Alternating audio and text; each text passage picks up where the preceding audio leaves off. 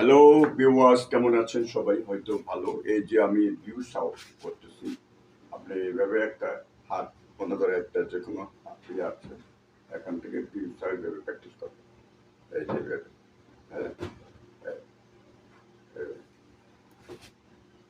এইভাবে, ঠিক আছে?